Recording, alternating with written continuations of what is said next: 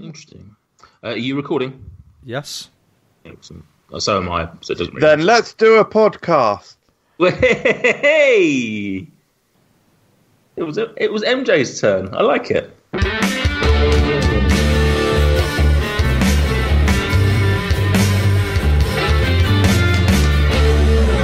Good hellos and welcome to episode 22 of FRUK Unwrapped, the podcast that tries to feed your ears. Wow. My name is Nathan Peterson, and tonight we have a very special show for you as it is our first birthday. Woo! A whole year since we started this journey, and it's led to this show. Before we get into all that, let me introduce you to my party guests. Firstly, if he were a children's party entertainer, he'd be a magician. Shrouded in mystery, each fortnight he performs the impossible by making this show sound way more professional than it is. It's Stuart Bullock. Hello, Nathan Peterson. Happy birthday, man. I'm good. Happy Unwrapped Day. FRUK Day, whatever it may be. Correct. I say I'm good. I'm the most tired I think I've ever been. I got home from work today and I was just exhausted and fell asleep momentarily on a deck chair, which was interesting. But I've had a shower and that's woken me up sufficiently to perform a podcast. Listen, you're a full-time working dad. You're entitled to a dad nap every now and again. Thank you very much. It might also boost your spirits to know that I'm currently drinking Kraken and Capella, which is a cocktail recommended by you. Yeah, how are you finding it? I think I need to add a bit more Kraken because it's very heavy on the apple. Yeah, plenty of Kraken, yes. Yeah. Moving on. And if my next host was a kiddie entertainer, he'd have to be the clown. Armed with a barrage of silly faces and an even sillier car, his goal is to make the world laugh. Unfortunately for him, however, he just leaves us all with nightmares. It's Michael Jamieson. Hey, happy birthday, boys. Thank you. A whole fucking year, boys. I know.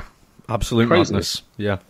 Now, depending on when we... I have to say, what about Stuart was saying a second ago about being tired. Apparently, if you just wake up in the morning, if you drink 2 glasses of water, apparently it really wakes you up. What, just down them, like... Yeah, I don't think they have to be big glasses, but just 2 or maybe just 1 big glass. I don't know. I need a quantity. Glasses. Yeah. I don't understand this glasses. How big? Yeah, sorry. Shot glasses are glasses. I don't know. I was eavesdropping, to be honest.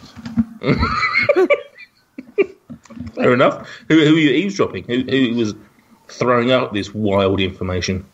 Someone at work. Hannah, but probably not the Hannah you know. Right, okay. I don't know if I know a Hannah, other than that works with you anyway. I might be wrong. It is the Hannah that you don't know, then. Okay. Brilliant. Incredible work, Bants, yeah. No offense to the Hannah that I don't know if I don't know you, or if I do know you, even more, no, I don't know what I'm saying now. This anecdote was brought to you by Michael Jamieson. So, boys, tonight, our first birthday. We aren't going to be talking a great deal about food tonight, which we'll get into shortly, but I thought to keep us on a track of a food reviewing podcast, very quickly, I want from each of you, what is your preferred cake for birthday cake? Oh, wow. Great question. Wow. Either of you? I've had recently cakes that have been made with an element of peanut butter, some kind of chocolate and peanut butter, perhaps with a caramel element as well.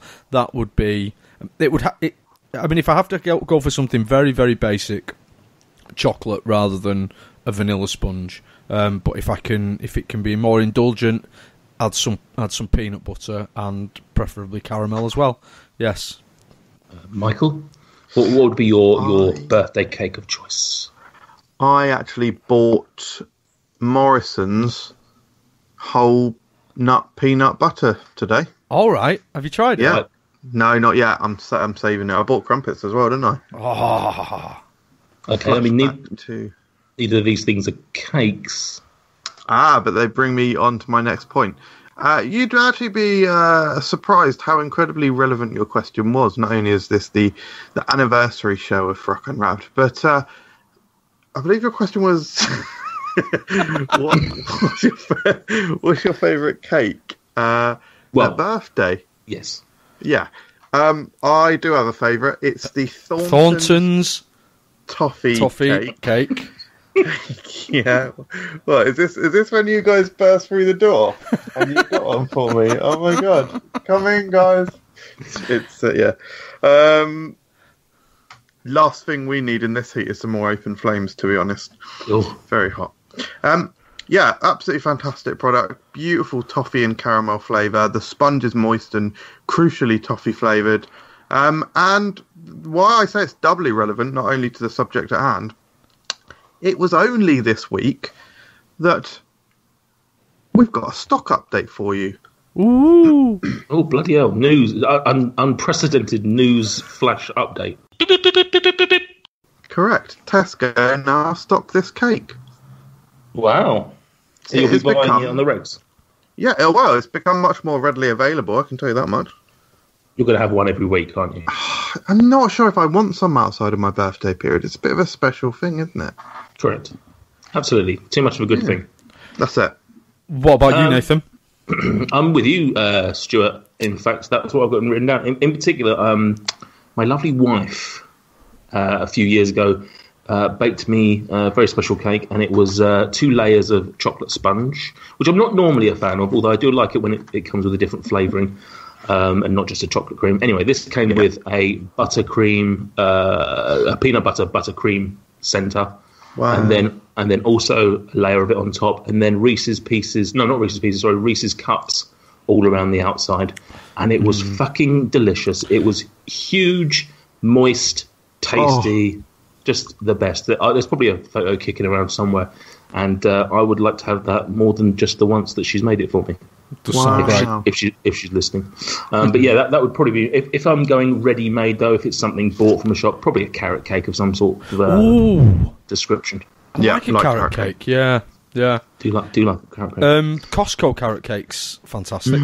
They are. Costco do some very good baked items. And you can see just how many good baked items they do in our recent shopping vlog. Indeed, from Watford, where Gossie wasn't. He wasn't there. He wasn't invited. Yeah. He wasn't invited. Only lads were invited. And Stuart was invited, but he was too far away. It's unusual for Stuart to be invited to something. Yeah, exactly. He's got an open invitation to my heart. So before we get on to the main subject tonight, I mean, what are your thoughts on the first year, boys? How have you enjoyed it? And are there any sort of beyond the highlights we're going to get to in a second? What's worked and what's not worked for you guys? I'm amazed that it's been a year. To be honest, I listened. I actually listened to the first ever episode today, and whilst it was fairly painful in parts, it doesn't feel like it was a year ago. It's absolutely flown. I've been amazed that we've got such a high quality of guests that have come onto the podcast. Obviously, a massive shout out to all of those people. Yeah, it's been a very, very quick year. Time really has flown. I think before I come to MJ and ask him the same question, just on the fact of the first show, because I also listened to it this week as well. Whilst it's definitely fair to say we found our groove sort of after 10 episodes or so, or whatever it was, and in particular this year, I think we're just picking up even more as we go. Listening to that first episode, it is actually amazing how I think, although there are cringy parts and it's not perfect, I think we do hit the ground running quite well. I think like you expect there to be a bit of awkwardness. This is a new format for any of us to be doing. You guys hadn't had any talking over each other. Lovely. I love that. Thank you very much, Michael. But yeah, just I think that we found our chemistry quite quickly, and I think from the first show, I think we've done really well. And yeah, like you say, the guests amazing. We've had some very funny, very entertaining, very lovely and informed people in this show, and hopefully we'll have many more and those back as well. Yep, correct. And also we had Rich on as well. Don't forget Rich. No, correct. Michael, what's your sort of overview of the first year? Yeah, I mean, You go back to sort of June, July 2017, and you see the birth, the dawn, really, of FRUK Unwrapped, the official podcast of Food Review UK. And you listen to those early episodes, and yeah, you're right. Sure, there's a little bit of awkwardness and maybe some talking over chatter. people. Yeah. But actually, we hit the ground running, and it's like we all have a hand, like a three-hand on our arms, and we put on a three-way or a three-armed handed velvet glove, very tight. But the inside of the glove was slick, like it had some sort of rubber coating and some Vaseline. And we were able to slide it on, and it also had air holes, so air holes didn't get trapped. We were able to slide it on with utmost comfort. This is like a second skin. And it was comfortable, it looks great, it feels great, hey, it hears pretty good. And it was just lovely from the outset. Sure, a little bit strange in places, but, you know, this like is 2018. What isn't? It's just been lovely. It's been absolutely lovely, and it's been really nice talking to you. Jesus Christ. Not even drunk. No. No, Amazing. it's been fantastic. I've loved the variety. I've loved the versatility. Like I say, the guests have been great. I've really enjoyed doing the thumbnails and making the visual aspects of it. I think the editing and all of the technical side of it, including things like the bites and of course the music, have been incredible. We've always been fantastic. We've battled through illnesses to be here. Some of us more diligently than others. And we've built up. I think we've also won. One of the key things is we have shown that there was a few naysayers, particularly more recent. With it was said about the taco episode. Oh, how can you talk for 2 hours about tacos? I said from the outset, you can talk for as long as you want about any food subject, and you can make good quality and good, decent content. And if you can't, you just fill it with this sort of shite. Or you cut it early. No, I think on that point, I think that's something that I was worried about, and to some degree still am. Sometimes the subjects might seem too niche, and going into the episode, I personally worry sometimes that we're not going to be able to fill the time and make something entertaining. And I've been pleasantly surprised by those episodes that have turned out better than I expected, because I've just been a naysayer, as you called me. But I think the key is, whilst the show is about tacos, for example, or bacon, or heaven and hell, or whatever sort of niche one we pick, ultimately this show really isn't about that. The show is about us and the fun that we have, and who cares what we just shroud it in some sort of light subject that we try and adhere to. But I also shout out to the listeners. We've had some great interaction, certainly more so this year, I think. And obviously shout out to Bone Lungs, because probably our biggest fan. Yeah, and he deserves a shout out always. Yeah, lad. Yeah. Oh, hang on a minute. Yeah. Sorry, my wife just shouting. Yeah, no, I'm on the podcast. No, yeah. No, it's shit. Jolly reference. You're listening to FRUK Unwrapped, the Food Review UK podcast. This is MJ, and if you donate to us on Patreon, I will stop doing this stupid voice. My wife wondering whether the pants and socks that I left on the side were dirty or not. So. What? Yeah. They are, aren't they? They what I do and very them, much but... so. Yeah, I just ripped them off as soon as I walked in the house because it's fucking roasting. Anyway, that's all lovely. That's a lovely overview. But why don't we start talking specifics, guys? Correct. Before today, we've recorded 25 shows spanning 2,287 minutes of recording time. Well, actually more than that recording time. That's the edited time. Wow, stats. Approximately 91 minutes per show, which is ludicrous because we never adhere to that sort of time. Sorry? Sorry, I said. Good. We've welcomed 11 guests from 3 countries, and I am counting Scotland as its own country because technically it is. So we thought What better way? About it, mate. It is a different country. Yeah, but you know. So we thought, what better way to celebrate our first birthday than a best of show?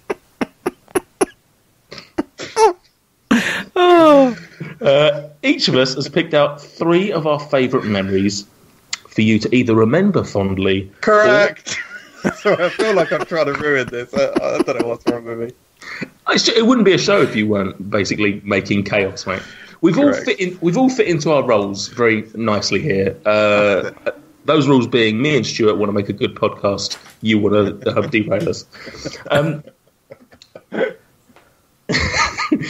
Each of us has picked out 3 of our favourite memories for you to either remember fondly, or if you're new to the show, hello, hear what you might have missed and should go back to listen to and find out more great fun things. First up, Stuart. I believe you have our first memory. Correct. My first choice was from pretty early on. I chose Jason Cockcroft's run on Sweeter or Savourier. What's coming out of the hat? It's broccoli. Mate, all the iron. Oh, it's that jackhammer again, isn't it? I mean, broccoli's a funny one because it's not actually particularly savoury. It's just More savoury than a Twix. yeah. Yeah, I'm not sure how you describe that very... it is iron, right? It's packed with iron. Yeah, very much so. Is Jason going to match our combined scores?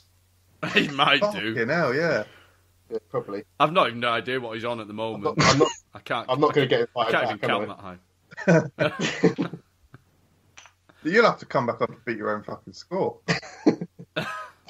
Yeah, I'm going to go savoury. Savourier than broccoli. Oh, wow. Yeah, I'm going to go for a real gamble. If he actually manages, if he, what are we 13 or 14 scores in? If he actually pulls out the fucking Sly Dog and fucking does it, this is filthy. I can't believe it. God.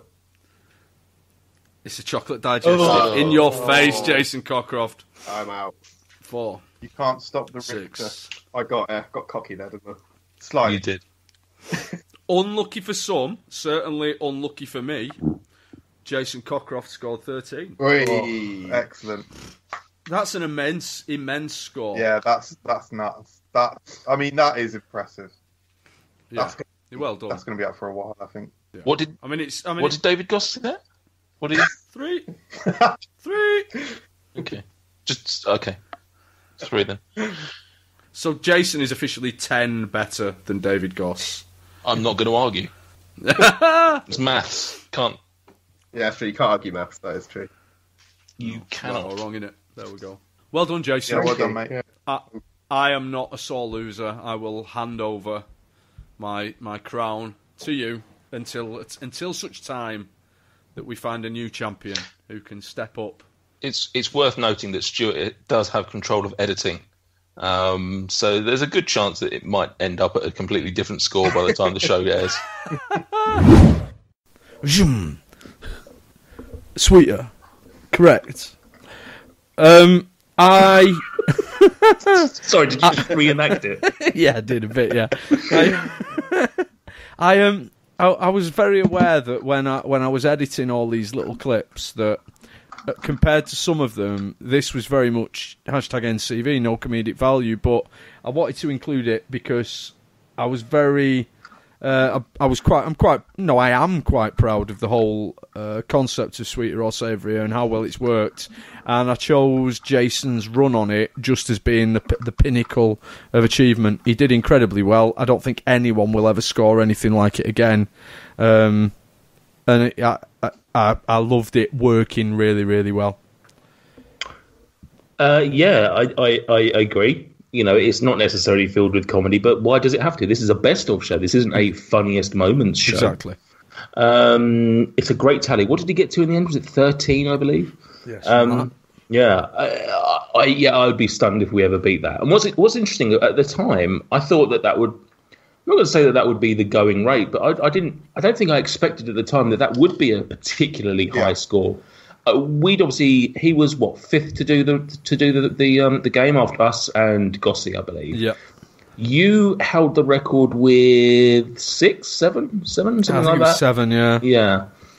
So obviously that massively went past that, but I still thought, okay, 13 is going to be easily achievable. We've just all got unlucky when we've played it. Since then, I think we've had one get even close to. Didn't Chris get to double figures? Maybe, and that's it. I don't think anyone else has even come close. No. So I think it just goes to show what an amazing feat it was. It's a great game. It's a fun game. It's easy to play. But Jason he's the sweet or savoury whisperer. Correct. Whisperer, yeah. Yeah. MJ, are we keeping you? Yeah. Yeah. What? Sorry. You were just texting, mate. I was just making sure we weren't. I was fucking reading through our planning for this episode. You unprofessional fool. Pot kettle. I totally agree with everything you said, especially the bits in the middle and the end.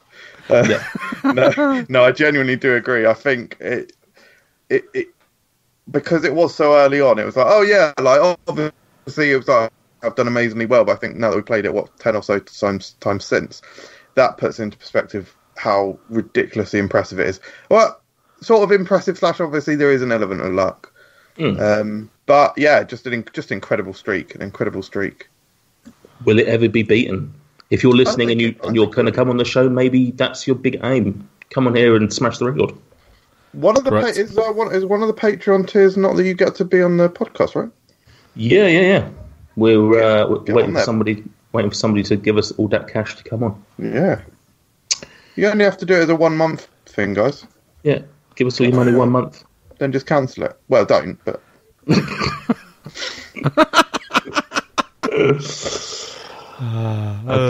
That was episode 5. If anyone wants to go back and listen to that, that's episode 5. Yeah. Which was movie food, wasn't it, the theme there? Yeah, correct. Okay. Second memory is coming from my mind graves. That's one for the binge guys out there. This is my reaction to Club Penguin. I was sliding into your DMs now with a banter MySpace has dated joke, which is the other kind of humour that you won't find on other podcasts. You just find people that point out the humour that you're not going to use. Exactly. Do we have you point out the fact that you thought of the joke, but then you decided against it? Yeah, look, basically, you've got to say, look, I'm not stupid. I know the joke's there. I'm just not willing to do it, or I'm not stooping to that level. It's a kind of judgmental and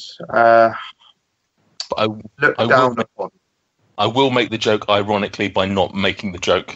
Yeah, basically. Yeah. I judge other comedy. Do we have a Bebo, though?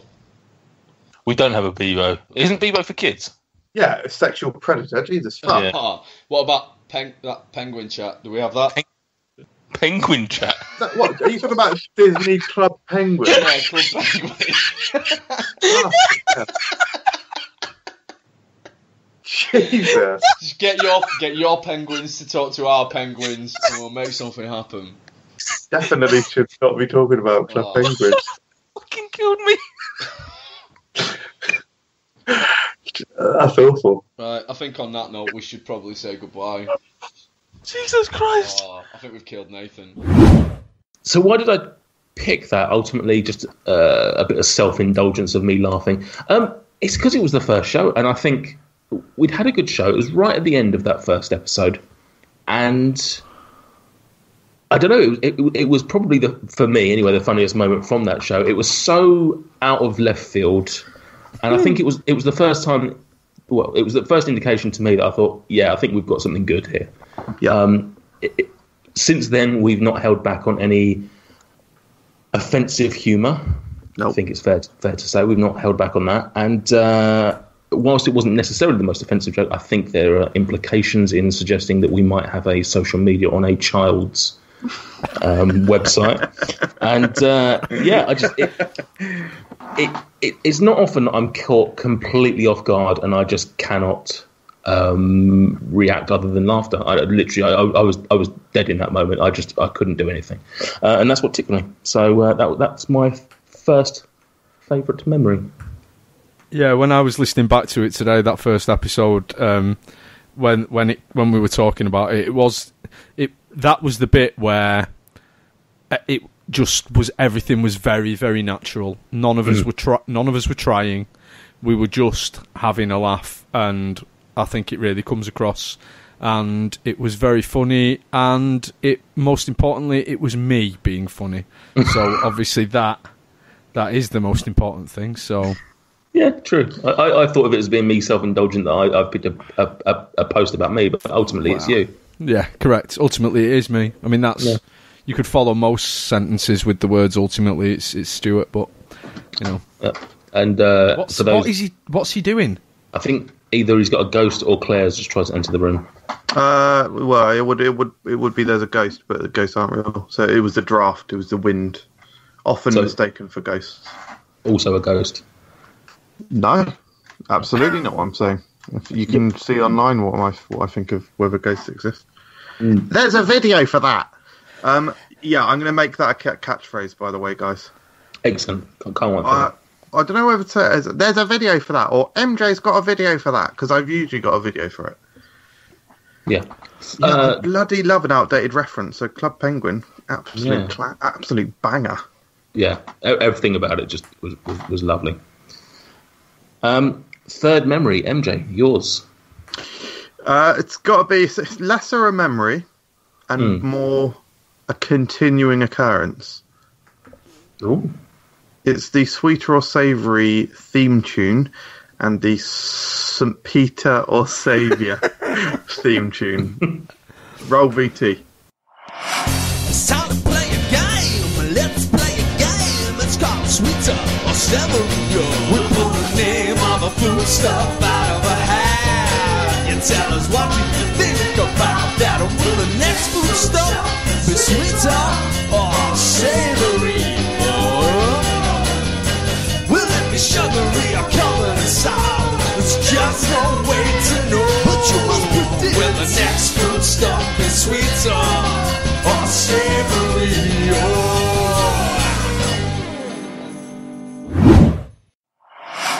We pull the name of a miracle out of our hearts. Tell us what do you think about that? Will the next miracle be by St. Peter or our Saviour?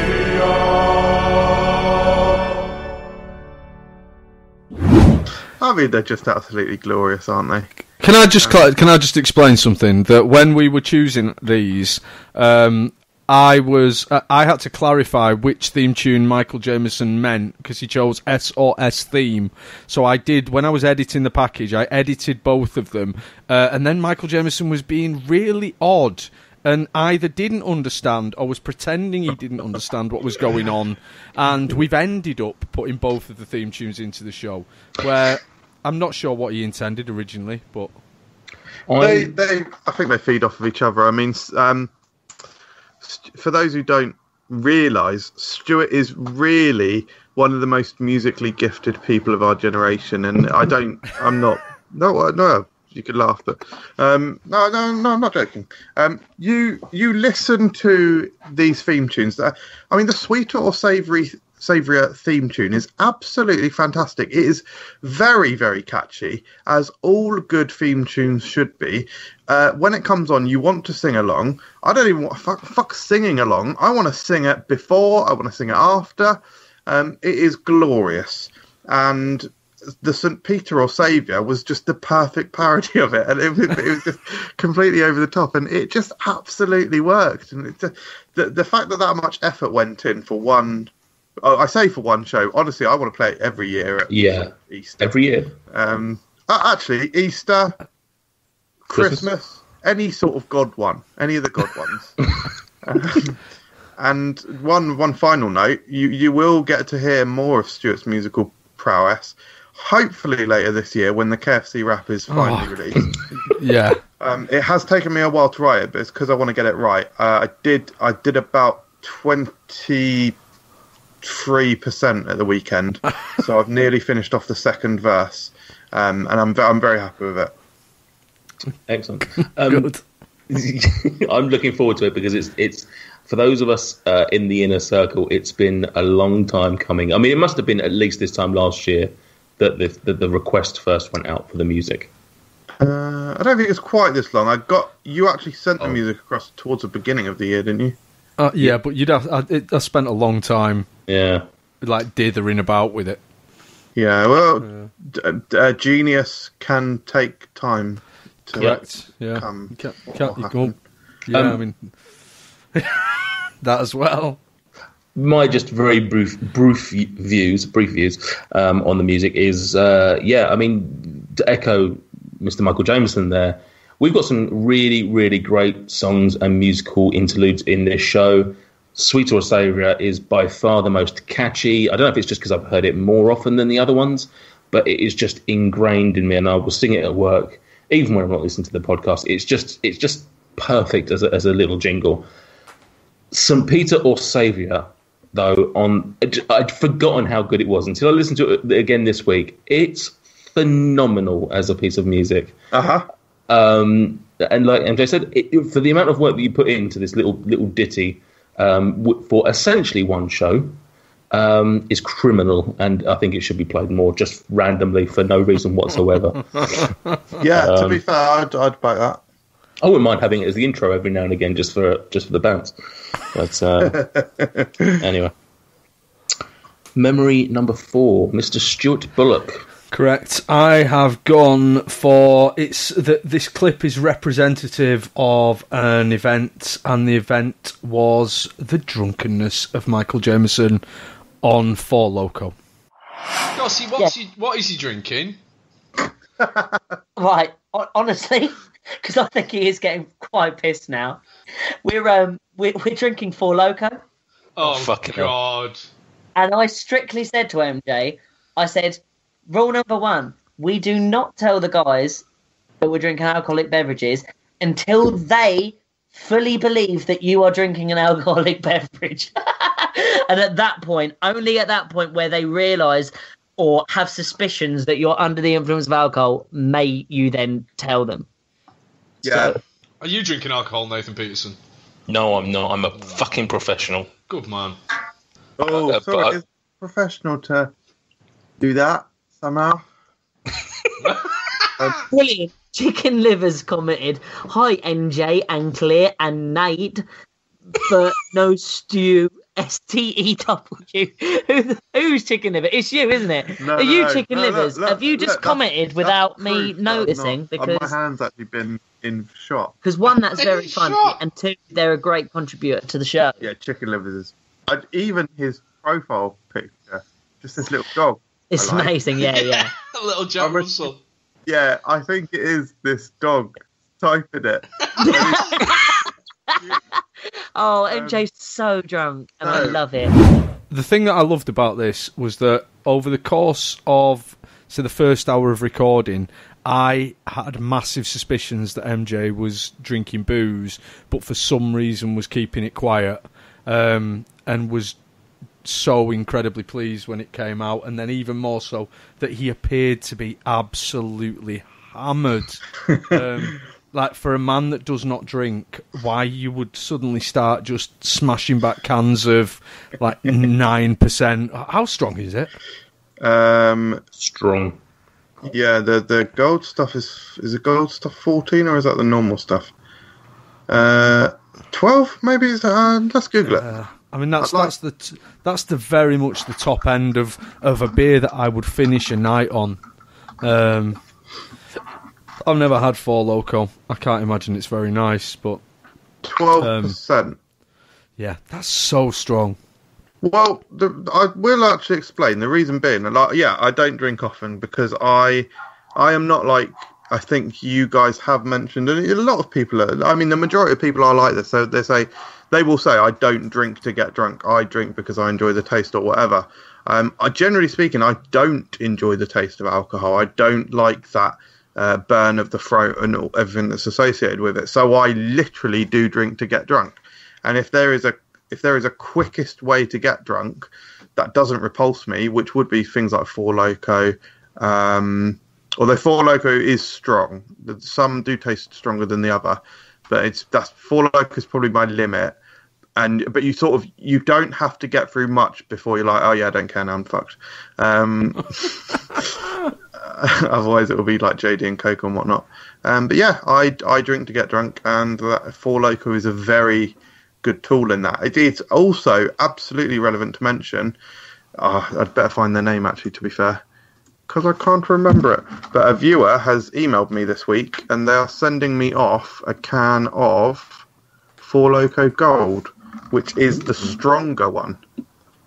Ooh. It's 14%. I can't. Save that for the next time you got Gossy on. Oh yeah, well, it'll be a podcast drink. Yeah. It was Larry. Thank you very much, Larry.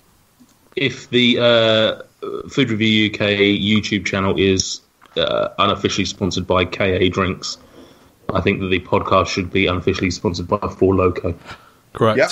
Fair. Correct. I love the concept of unofficial sponsoring.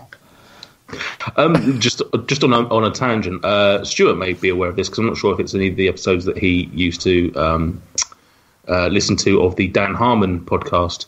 They used to do anti-sponsoring. So what they would do is they would want to be sponsored by a particular product, and then what they would do is they'd go on the show and promote the other product for free.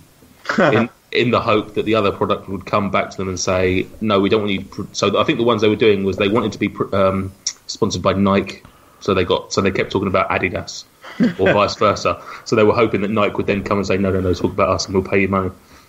So I think that's what we should do, is just start shouting out competitors of products that we like and hope that somebody comes forward and tries to give us money for nothing. I wonder if you can actually say, I wonder if it's literally like not lawful to say, oh, we are unofficially sponsored by Coke or whatever, and even go so far as to put banners up on the thumbnails, unofficially sponsored by Coke, blah blah blah, massively associate themselves with us. But then it's not even not true because we've said it's unofficially. It's unofficial. It's not official. Yeah, exactly. So it just depends whether they listen to the podcast and went, oh, we definitely don't want our name associated with 3 grown men talking about Club Penguin, for example. I don't think 3 grown men talking about Club Penguin is necessarily bad. I think 3 grown men talking about their intentions of the... Let's stop there. And moving on. Yeah, just very briefly, that episode with the 4 Loko was always going to be chaotic, and I'm glad it was. Speaking of chaos, memory number 5 from me, Nathan Peterson. I don't know what to officially call this, but let's just call it Defunct Football Club Songs. 6, which is...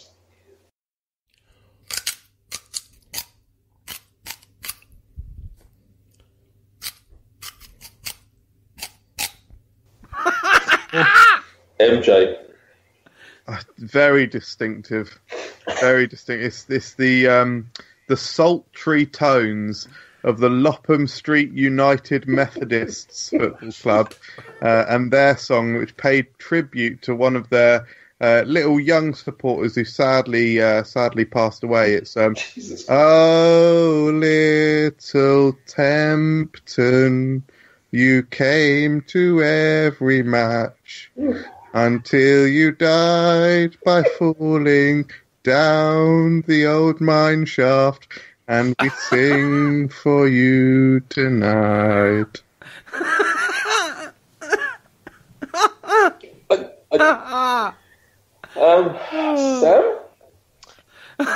I thought, again, you can't really look far past MJ's there. Excellent rendition of it as well.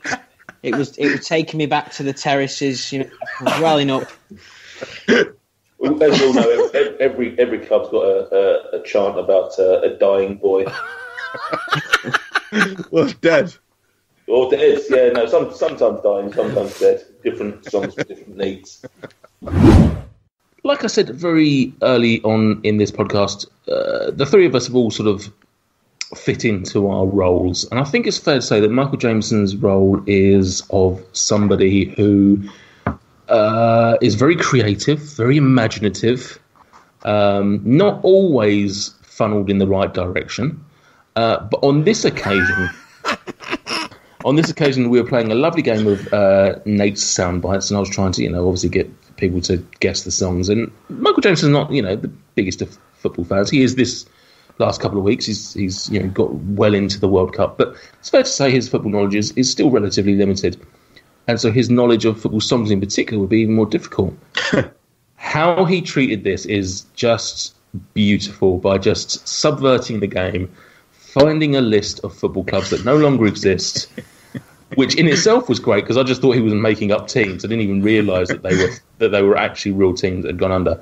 And then the song of Dear Dead Timmy, I believe it was, who fell down a well or a mine shaft or something like that and died.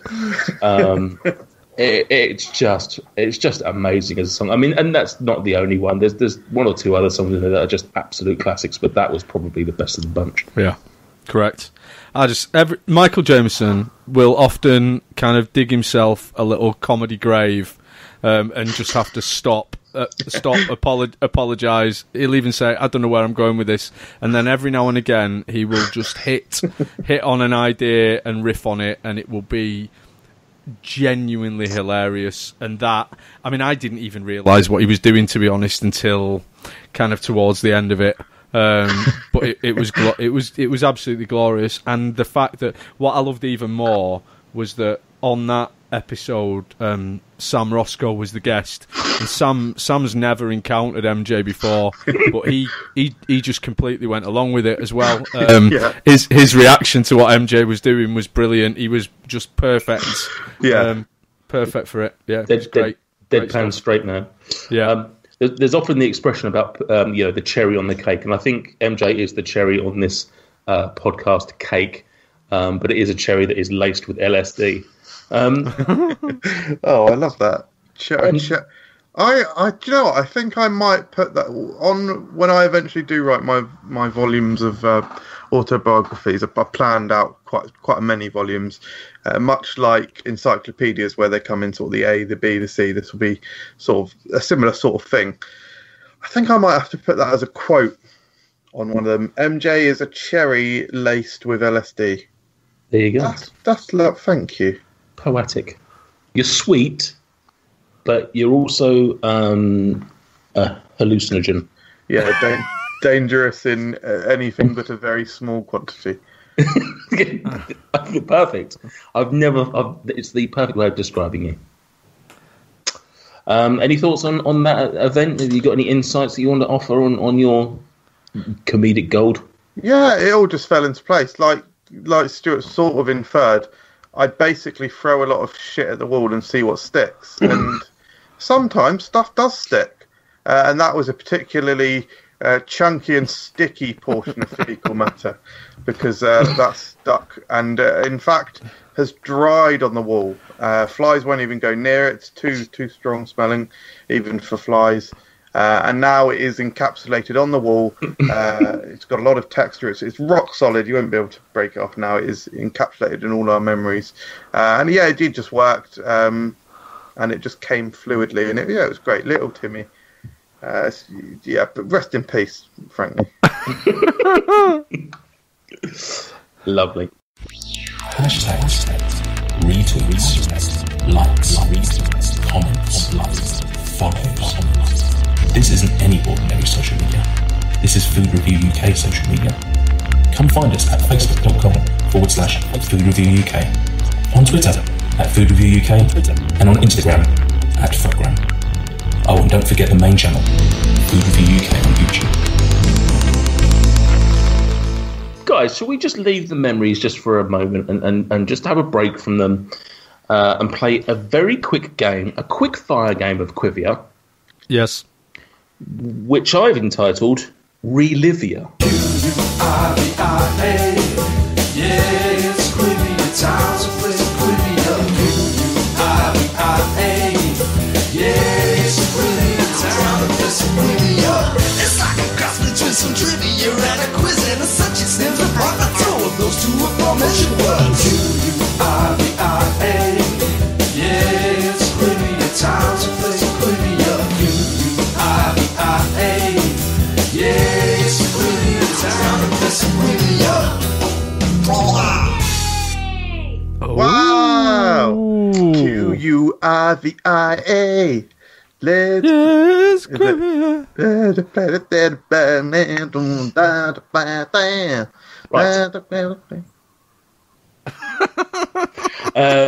So as I alluded to earlier, or not alluded to because it's fact, as I mentioned earlier, we've had 25 shows prior to this evening.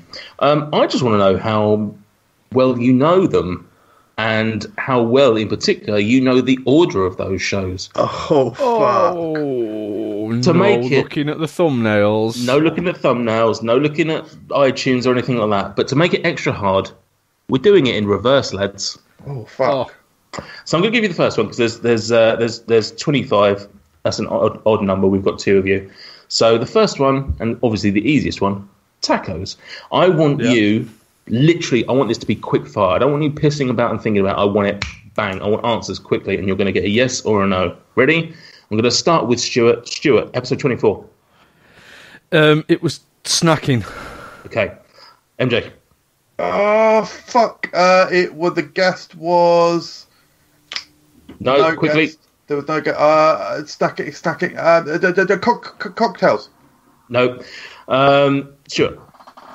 Well, the one before Tony. No. We're moving on. We're keeping on. So we're missing out that one. That was Heaven and Hell. It's the one before. Fuck. Before Heaven and Hell.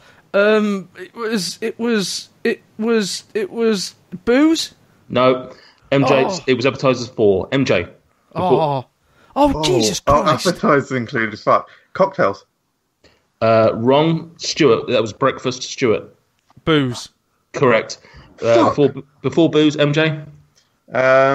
It was chocolate. No, that was way earlier. No, it was soft drinks. Stuart. Yeah, because I knew it was purple. That's why I said Heaven and Hell. Give me enough time. No, we've had Heaven and Hell. It was Easter.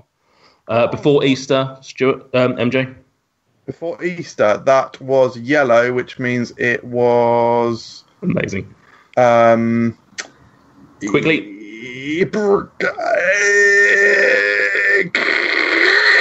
It was yellow, wasn't it? No, it was sporting food. Stuart.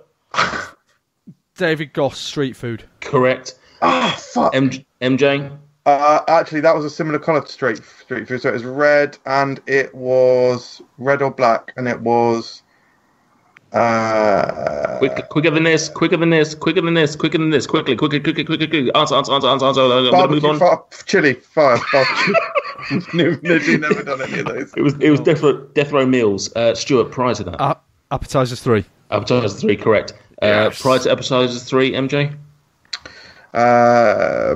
Still waiting for your first point. Quickly. Marshmallows. Incorrect. Appetizers 2. Stuart. God. Appetizers 1. Incorrect. No, it was Christmas. Prior to Christmas, MJ. Roast dinners? Incorrect. It was cookies. Prior to cookies, Stuart. Pizza? Incorrect. It was roast dinners. Prior to roast dinners, MJ. I reckon it might have been Chris, which his episode was... Quicker. Hang on, Thanksgiving. We haven't done a Thanksgiving episode, so it's desserts, so you're wrong with that one. Sort of what I said. Prior to desserts, Stuart. Bacon? Incorrect, it was America. Prior to America. Bacon. Incorrect, it was appetizers 1. Prior to appetizers 1, Stuart. Bacon? Correct, it was bacon. Such a prick! You literally stole it because of the appetizers. You've stolen 2. This is horrendous hearsay. MJ, prior to bacon. What number? I'm not telling you. Oh, fuck off. Bacon was 8. Bacon was an episode. Fucking tell me the number for Christ's sake. No. Jesus wept. For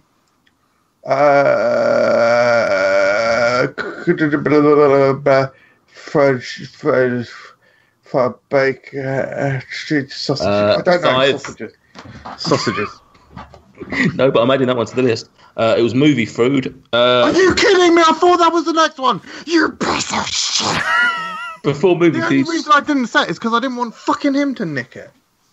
Sorry, you didn't want to say the correct answer. Because I thought it was episode 5. Stuart, before movie food. Burgers. Correct. Before burgers. Chocolate. Correct. Your first point of the game. Before chocolate, Stuart. Pizza. Correct. Pizza. And MJ before pizza. Episode 1 introduction. Correct. Chocolate was. I couldn't remember chocolate from the first few. I think. But you didn't include the episode, the unaired episode 2 soda. What? Yeah, because it wasn't a real episode. It was bonus point. It was just okay. You can have a bonus point, mate. So Stuart wins with 1, 2, 3, 4, 5, 6, 7. MJ gets 3. So 7. Sorry, he got 7. Yeah. Can we have a recount? Because he definitely didn't. He did. He got snacking. No. He got booze. He got street food. He got appetizers 3.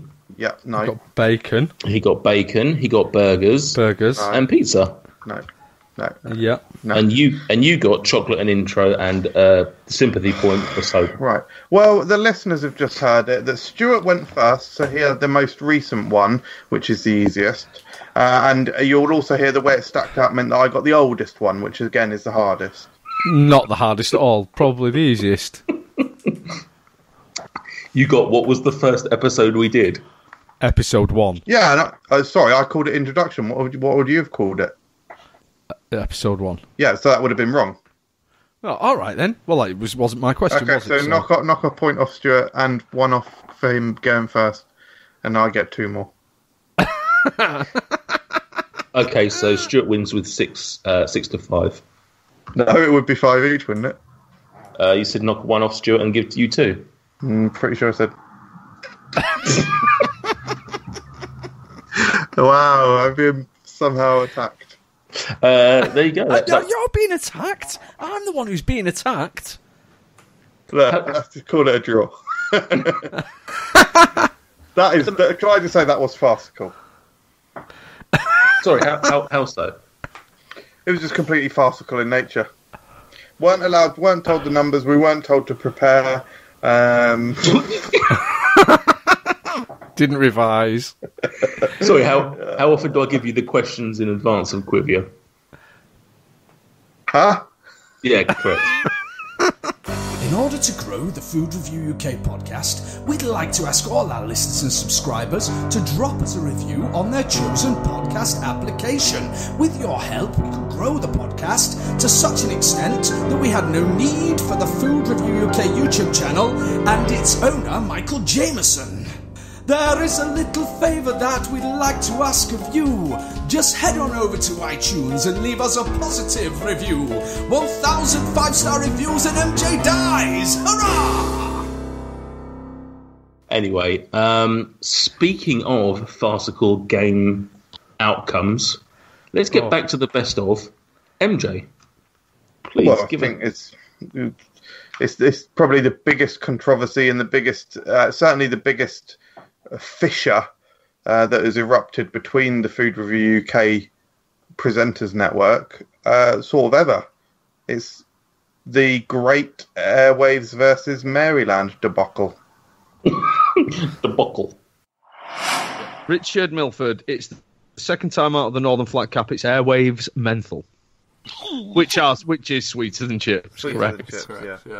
But a weird product. This is such a weird product. Do we know You're welcome. Do we know when Airwaves emerged last? From the Northern Flat Cap? Yeah, do we have that statistical kind of information?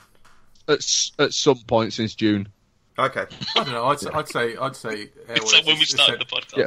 What I do, it's when I pull them out, I've got a tally chart on every little thing, so I have a pencil next to me, and I stick a line on the card. I don't write a date on it. Well, that's how the Lotto Go does it as well, to be fair. Yeah, correct. Any listeners, if you could go back through the old show and email us, that'd be great. FRUKcast@gmail.com. Richard Milford, sweeter or savourier than Airwaves Menthol? I'm going to have to say savourier. Savourier than Airwaves Menthol. Fantastic. Yeah. I can't believe it. It's apt. It's absolute poetry. It's Maryland original. End of game. Way! Cookies. Cookies kill Rich. Done. He killed Maryland, they killed him. Oh, hang on. Yeah, No, shit, wait. that means you lose. Yeah. No, Wait, hang on. Hang on a sec. Wait, I'd say chewing gum is essentially sugar. Actually, yeah, sorry, I don't know what I was saying. Yeah. No, sorry, Maryland is definitely more savoury than Airwaves, yeah. Yeah. Grow up. Because, hang on a sec. Salt is used to make cookies. Realistically, No, Maryland is more savourier than airwaves. Yeah, Are you talking? You're talking Easily. nonsense. No, definitely not. No, Peterson. I'm afraid I'm going to have to say that that the cookies are sweeter. What? No what way. the fuck are you talking about? I would say easily chewing gum is pure sugar. Yeah, literally. This is airwaves menthol. This is fucking mental. It's not juicy fruit. No. Yeah, exactly. It's menthol. What?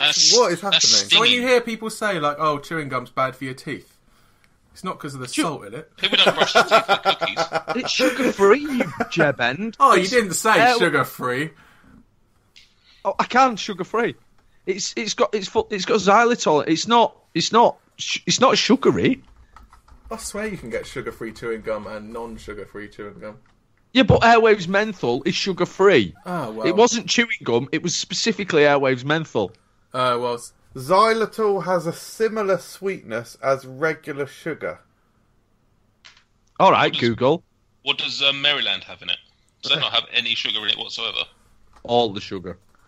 All the What chocolate. is sweeter, Maryland cookies or Airwaves? Let's see what comes up. Just the Maryland cookies Wikipedia page. Maryland or Airwaves? I mean, I'm the standing judge, and I've. I feel like I've been robbed. Yeah, send the police round because I'm fuming. I'm fuming. Absolute farce. Because it's not like it's not even to me. It's not even easy. On the thing that I love the most as well, it's like not even hard. That's what I mean. Yeah, exactly. Good to sweet cookies. Yeah. What the fuck is the point of me even coming? So you would have just heard there the absolute ridiculous just occurrence. It unfolds very quickly. Rich and I are sort of laughing and joking along, and then it's sort of very suddenly it turns on us, and it was very surreal to actually be involved in that moment. Now you can listen to it back and you can go, oh, I can sort of imagine how that was. Sort of some of them was probably sitting in their chairs and they probably had headphones on and whatnot, and you can maybe even imagine the surroundings if you've seen some of our videos. But you'll never know what it actually felt to be in that situation and be sort of... It was a grave misjustice, and I think I'd like to leave my commentary at that. Wow, I've never heard you so somber. Stuart, what's your viewpoint on this? I can't believe that it's continued as long as it has. I think everyone has gone away and done their own independent research. I spent the next day asking my classes of school children which they thought was sweeter rather than teaching them music.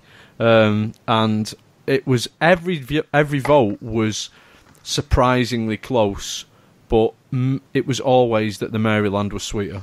And did it cause controversy and debate in the class? A little bit, yeah. Brilliant. Well, no, most of them. All right, I'll be honest with you, right? When I ask the kids things like this, like the overwhelming reaction is just like, what is this rubbish that you are talking about?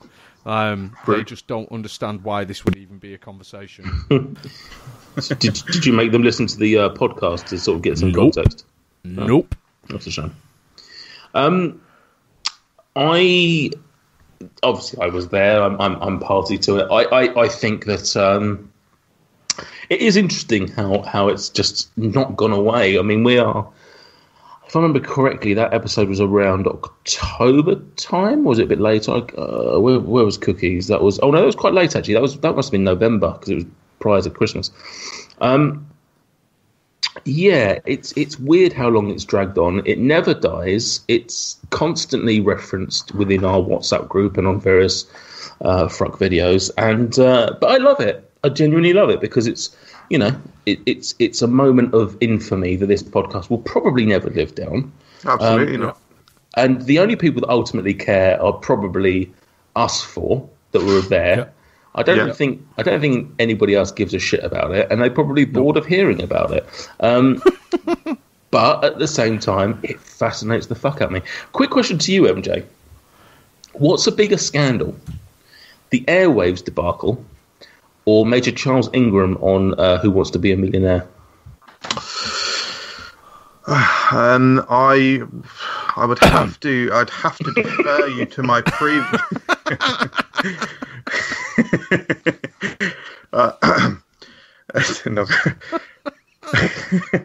I'd have to defer you to my previous point in that I would not be discussing the subject any further. Okay. I agree. It is fascinating how many people can be wrong. Yeah, but you can't always be right either. It's fascinating how divisive it makes people. It's just difficult. I think what's obviously confusing the matter is menthol, and some people think that that's sweeter than cookies. No, I don't. Menthol, I don't associate with. Well, I don't associate menthol with sweet or savoury. If I chew some, which happened to me earlier today, I was chewing some chewing gum. Would you say that generally speaking, mint chewing gum has an element of menthol? Not really. Okay, so I was chewing some menthol gum, and then I drank some water, and I had a massive cooling effect in my mouth. Would you say that's the effect of the menthol? Yes. Yeah. And do you think I went, ooh, that was savoury? Or do you think I went, ooh, that was sweet? Neither. I don't think you went, ooh, that's cooling. What's the point? That menthol is neither sweet nor savoury. No one said it was. No, Nate just said that he thinks that's what's confusing matter, and I just said, I think it's the menthol that makes it confusing, because menthol is an odd flavour. I suppose. I'm not confused. Are you saying it's confusing you? So actually, you're saying that you're confused about whether it's sweet or savoury. So I've won. No. Okay, well, you're saying you're confused, and I know I'm not confused, so there we go. Often an amateur will try and stitch up a professional. No, I think that menthol is probably one of those things that the Japanese need to come up with a word for, like umami.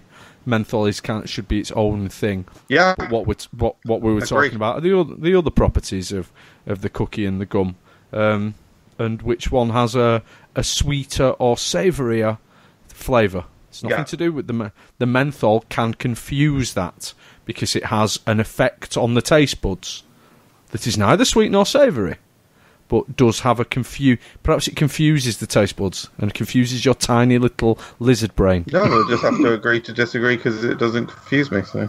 Well, and also agree that you were wrong, because that's what goes down in the records. So It's like VAR for podcasts. Next, best of moments. No, sir, can we get a scientist on? No, we haven't got the budget. We can barely afford salary for Nate Soundbites once every 6 months.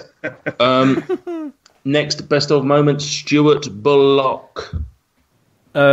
Should we just crack back and listen to it?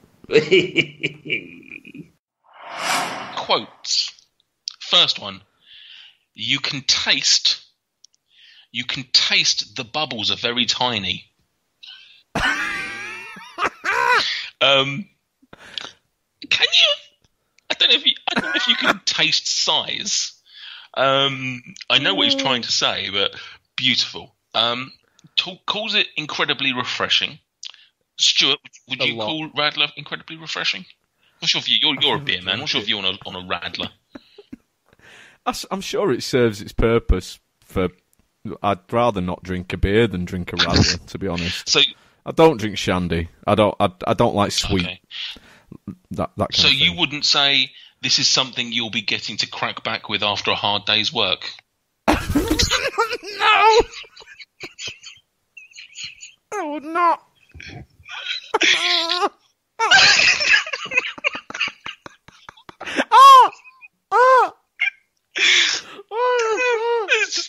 It's so.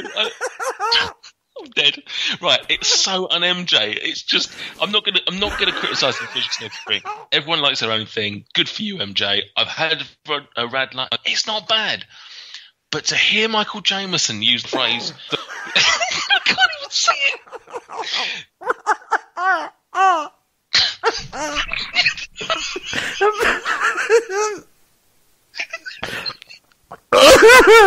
Say it.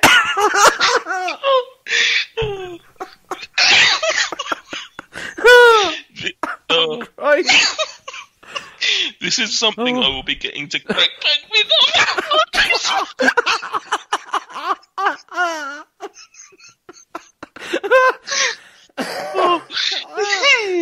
Oh. Like he's an absolute shandy lad. Oh, it's amazing. First appetizers we did. Pestival took us. I think this is the new Pestival. Yeah, I mean, this entire podcast was incredible. One of my most favourite podcasts that we have done. From the recording of it to myself and your, a bit like you said with the Club Penguin in the first episode, it's mine and your reaction where we're just laughing uncontrollably at Michael Jameson. What listeners won't know is the kind of aftermath of that, where both you and I worried that we may have taken it a bit too far when Michael Jameson started sending us cryptic WhatsApps, to the point where we were WhatsApping behind his back going, have we actually managed to upset him this time? But he was just being a classic idiot, wasn't he? Yeah, Foster's Rattler. I mean, everything about that video itself, his horrific face, the thumbnail, and the crack back. Just after a hard day, I'm going to crack back with a Foster's Rattler. Yeah. Just everything Stuart said. Just even now, just talking about it and not even listening to it, it's killing me. I agree. It was the funniest moment I've had on these podcasts. I was done. I don't think it's unfair to say that I was slightly worried that I was going to pass out again. This is yeah. So MJ, I think we obviously very briefly mentioned it when you came back for the next episode. Thoughts? Yeah, funny, isn't it? yeah. No, I mean, it's just great. I'm so narcissistic and arrogant that it doesn't really matter what people are saying about me. I will enjoy hearing it, and when people are ripping into some of your early work, that you can look, you can look back on, and you can obviously recognise as a fantastic. It's probably 90 to 95% of it is absolutely fantastic, flawless work. But there's a few niggles in that 5%, and I think what they've done is they've honed in on that 5%, and they've tried to sort of mock it and make it seem as though it's sort of 80%. They've tried to stretch out the 5%, and really just minor quirks in the video have been jumped on. And yeah, that's great. If that's for entertainment purposes, then fantastic. There's only one downside to this. I don't know where we go next. I don't know appetizers 5 or 6 or 7 or whatever it might be.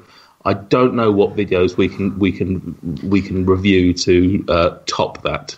I think we've peaked with it. I mean, you could. There are actually several, or actually quite a handful of food-related videos on Resourceman Daily. So you could use that to draw from. Interesting. Thanks for the pool of information. And that's even worse than early food review, so I was unemployed during Resourceman Daily. Oh Christ, Stuart, when do we record this? Straight after this one. Absolutely. No, absolutely. I mean, especially as the first appetizers that we ever did, we had the incident with Pestival, and that was funny. This was Pestival on speed, so it was great stuff. Correct. Penultimate best of from my good self. Have I actually given 2 already? Yeah, I have. Yeah. This came from a fairly recent video. Podcast. It's MJ's weird decision to tell us about the first time he saw a vagina. Don't listen, Mum. This was before you ate pizza, isn't it? 90s. Hadn't eaten pizza. Had seen. Got my pizza. Yeah. Laid my eyes on vag for the first time. Oh my lord! Shouldn't have shared. Sorry. Hang on. What decade? Hang on. So, I mean, you're talking late 90s, aren't you, with this? Because I was on the early 90s with these Ice Cubes. Yeah, 1997 in a garage in Hillcrest Close. Jesus Christ! Specific So as well. you're like, how old are you now? 31. Yeah. So you're 8 years younger than me. So in 1997, I was 19, which means you were 10. Oh my God! This explains so much. Mental. It explains so much. Just to clarify for any of the religious listeners that have tuned in, MJ said veg. That was the first time he saw veg. It might have been 1998. It was 7 or 8. Oh, that's fine. Then. It must have been fine. 8. Yeah. It must have been 8. I've got no idea where to go from there. I mean, he needs to explain. He needs to tell the anecdote. She was wearing a Jerry Halliwell sort of Union Jack dress. She was of a similar age, so it's, don't get excited. It was okay for me to get excited back then. Yeah, we had a bit of a, how's your father? And let me tell you, let me clarify that she was not asking after the well-being of my dad. No, we had a bit of a how's your father. Nothing serious. Just some heavy. You understand what how's your father means, don't you? Go on. Intercourse. Oh, does it specifically mean sex? Yeah. We didn't have any sex. That was on the Easter episode with the lovely Jason Cockcroft, and it's fair to say, coming back to what we were saying earlier about MJ's chaotic comedy nature and how he just pulls random things out of the air, I don't think this was entirely intended to be as funny as it was. I think this was just a throwaway comment that he threw out there that we would maybe just leave hanging and laugh at, and ultimately ended up in 10 minutes of discussion about one of, if not the first sexual encounter that Mr. Michael Jameson had, and it was weird, slightly gross, very inappropriate, but certainly for the three of us on the podcast, other than Michael, it was incredibly funny.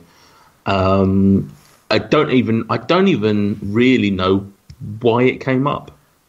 The clip does tell us. Oh, the clip. Sorry, right.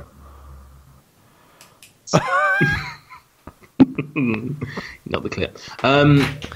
Oh, hello. Yeah, but very funny, and just anarchy thereafter. I told my mum not to listen to the Easter podcast off the back of Michael telling that story. What did she say? What? To be honest, I think she's kind of I think she's a lapsed subscriber. Oh. I think she's kind of dropped off the listening. Is it Kelly? Is it Kelly swearing? It might be a massive disliking of Kelly. Yeah, that'll be it. Yeah. I mean, because Kelly's very unlikable. So I think it's possibly that. But yeah, she just hasn't mentioned it for a long time. Oh well, we need to know. I almost feel like she should have her own segment on the podcast. Oh, Stuart! That was good. That was brilliant. Yeah, I love 2-word impersonations. In the world. That was free. Yeah, it was a fascinating decision, really. I don't really know why anyone would choose to retell that story, but apparently one of us did. I like the way you say that, as if all three of us were there and it was your decision to let the cat out of the bag. Good question. Does Claire listen to the podcast? And if so, what did she think when when that information was dropped out there? She does. We almost always listen to it together, and I have to confess I was slightly nervous about her hearing that, just because I'm pretty sure that had never cropped up in conversation with my wife before. It went very well. sort of a similar situation to the Ant-Man and the Wasp recent question. About 2 months ago, I got an idea in my mind soon after finding out that Ant-Man and the Wasp was coming out in the UK a month after America and some places in Europe. I got a little nugget of an idea in my mind of flying to a country to watch a film and then basically flying home the same day. And I basically posed that to her, slightly expanded out to a weekend. Posed it to her, and she was so embracive of it that we're only fucking going this weekend. So it was a similar sort of thing. She didn't react too much. Bit of a smirk, bit of a smile, and then I think she went straight down to the office to get the divorce papers all finalised. No, yeah, she was surprisingly right with it. Fair. Long time ago, wasn't it? What, the event or the podcast? The event, 21 years. Yes, that's right, folks. I've been laying my eyes on Vag for 21 years. Let's move on very, very swiftly. Michael, let's Slay close and out. minge since No. 97. Oh, God. Plunging plunge. Stop it.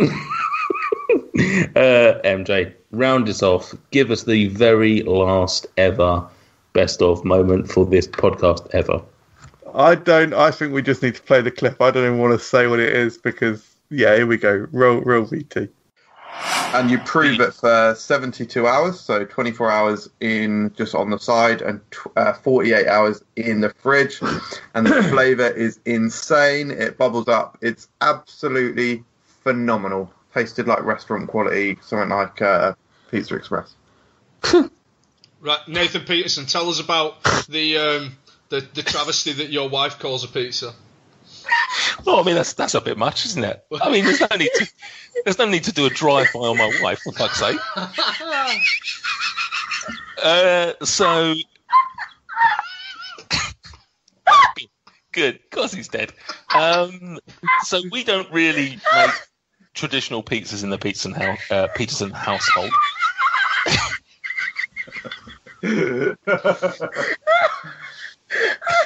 Sorry. I can't work out if he's laughing at Jaws. MJ's done something else chaotically weird. No, just getting over the fact that we were asked how to make homemade pizzas. MJ takes 72 fucking hours plus to do this. I haven't got fucking time to spend 3 days straight on a fucking pizza. I'd just rather get the fucking Dr. Opnics or whatever it's fucking called. Fucking hell, 72 Dr. hours. Optics. Dr. Robotnik. Yeah, what? Yeah, Dr. Robotnik's fucking pizza or whatever his name is. They're nice enough, and that's fucking done in 12 minutes. Anyway. It's that little laugh that Gossie does. And it's it's a good while. Like, we've all sort of, well, you two have moved on in conversation. If you watch the video version that is uploaded separately on the YouTube channel, you guys have sort of moved on and are talking amongst yourselves. And Gossie is just sort of flabbergasted. He's waiting for his moment, and he pictures him perfectly. Which is one of the skills of doing a podcast is you've got to learn when to pitch in. There's a lot of staying quiet, and it's obviously more easy for some than others. But he just does this little laugh, and then he explains that he can't believe that it takes me so long to make pizza, and it's brilliant.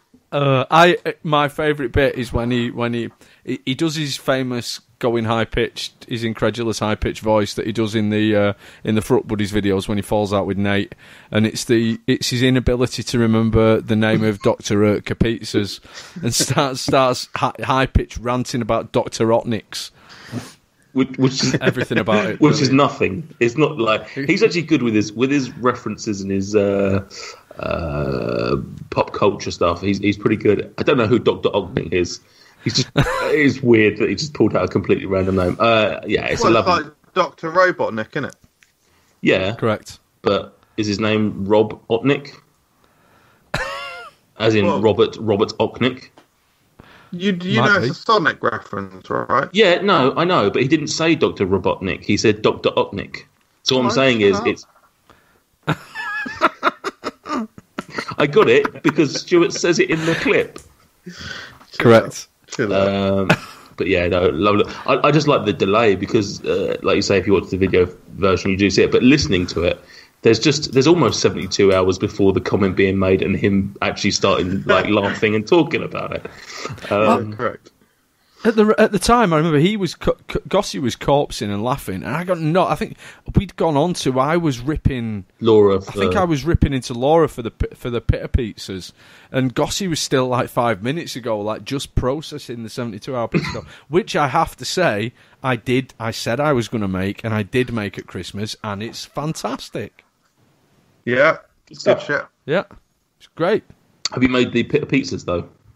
No, that's a shame. Yeah. I spent 72 hours making pizza dough, but I will not put raw tomato puree on a pita bread. Correct. Savage. Yeah, it's a great clip. It's good fun. Early doors, episode 4. That one I've forgotten to give out the episode numbers as I've gone along, but that's episode 4, pizza.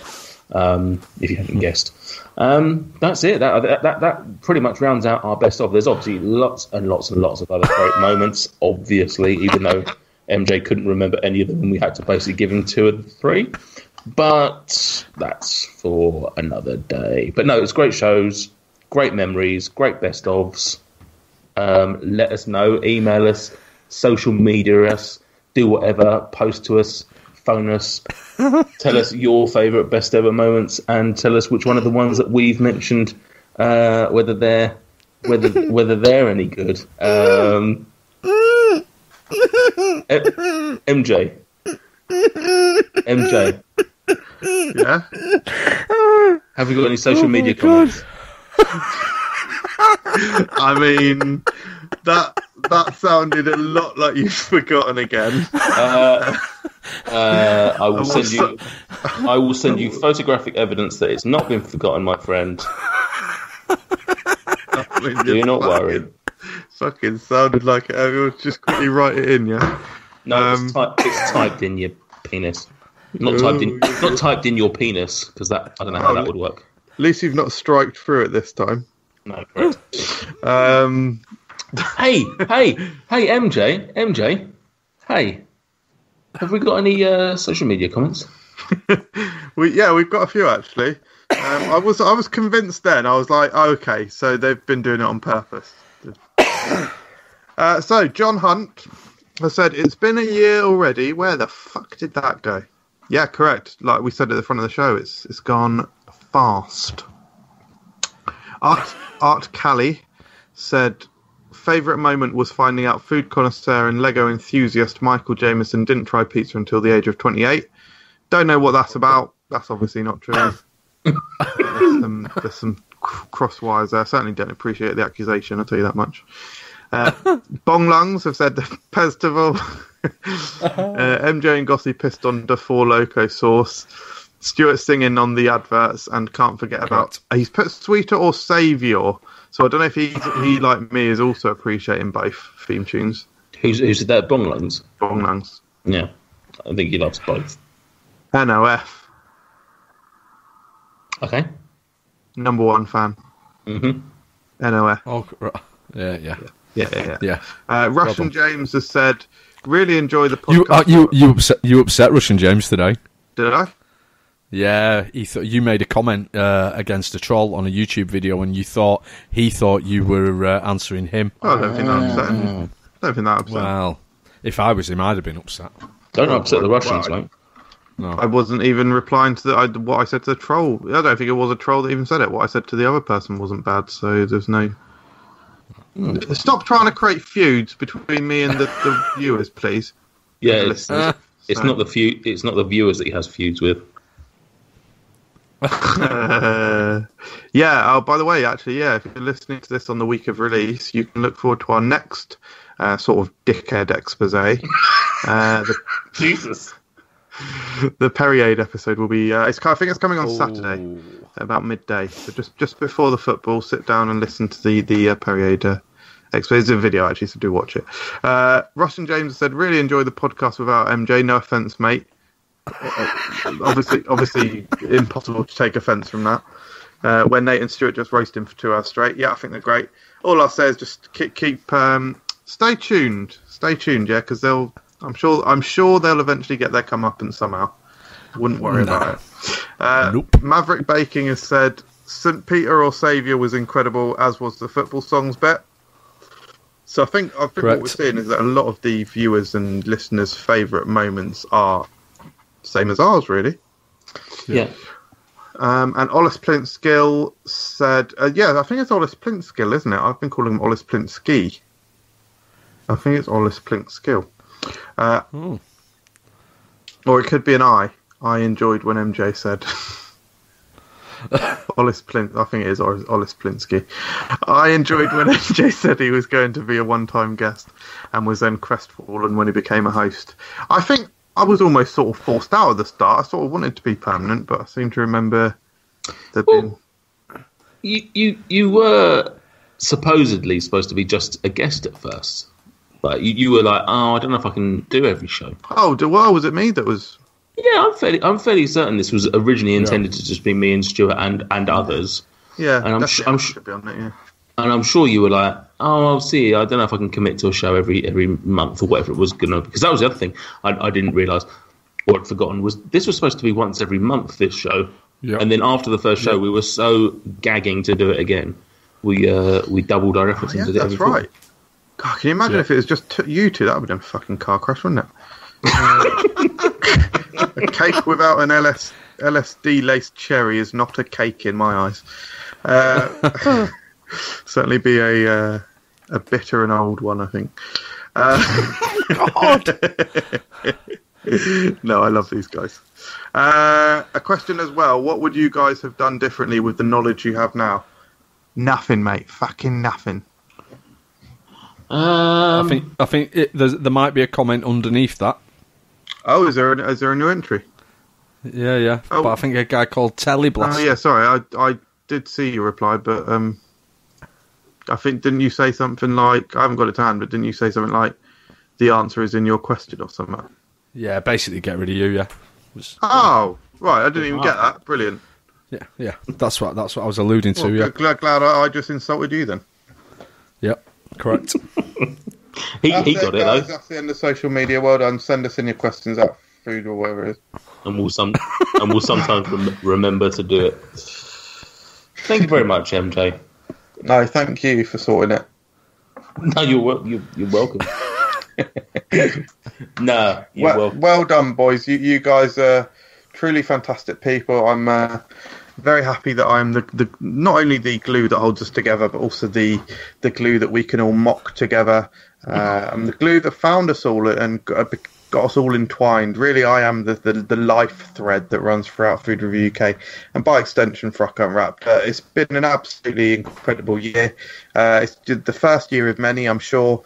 This is such a fantastic podcast, and it's real, it's genuine, it's funny. But you also learn a lot as well, and it's got great quizzes. It really has everything, and it wouldn't be what it is without you guys. So I just want to thank you from the bottom of my heart and say that you guys make this show, and I help, and it's great. I mean, it's good that you've sort of stolen my thunder, and that, I was going to have a little mini speech at the end of this show as I did the outro, but no. Oh, you can still do that. No, because now it looks contrived, and I'm not going to be that guy. I'm just going to let you have the kind words. And thanks, mate. Selfless. And that concludes our look back at the past year. As always, thank you to MJ and Stuart. Not only for tonight, but the past 12 months. I wasn't sure going into this how entertaining a food podcast could be, but because of you guys, these 2 hours we spend together every fortnight is a real highlight for me. I've killed it. Brilliant. So, glad that my words were there before. Also, thanks to the listeners. Whether this is your first or your 26th show, in between, we don't give a shit. It's just the first or 26th. You're the reason we do this, and just hope that we have provided adequate entertainment up until now and continue to marginally meet expectations in the future. Until next time. Hang on, did you just say 26 shows? This is the 26th, yeah. What about the appetizers? That includes appetizers. No, it doesn't. Is this not episode 22? Yes, but when you add on the 4 appetizers, yeah, we've had 26 shows. I'm agreeing with you, dickhead. Don't come at me.